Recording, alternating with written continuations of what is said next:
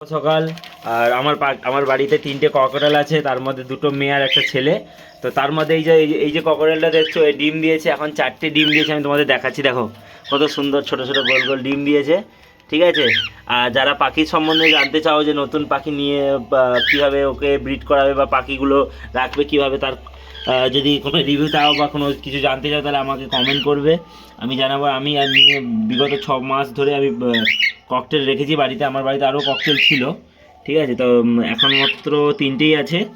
আর দুটো আমি ছেড়ে, মানে একটা ধরো মারা গেছে আর একটা পালিয়ে গেছে। আর নতুন ককটেল নিয়ে আসবো আরও একটা।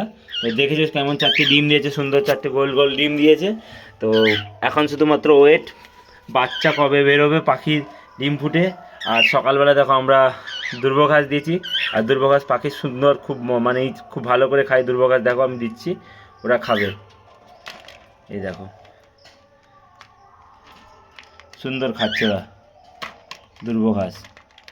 আর পাখিদের জন্য মানে খুব, মানে এটা পুষ্টিকর খাবার।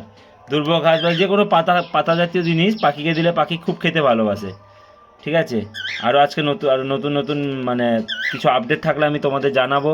আর যারা আগ্রহ থাকো পাখি বা কোনো জীবজন্তু বাড়িতে রাখার, তো আমাকে জানাবে কমেন্ট করে কোথা থেকে পেয়েছি বা কোথায় কিনবো বা কোথায় গেলে তুমি পাবে এই জিনিসটা, আমাকে কমেন্ট করে জানালে আমি রিপ্লাই দেবো। এখন এতটা টাটা, বাই বাই।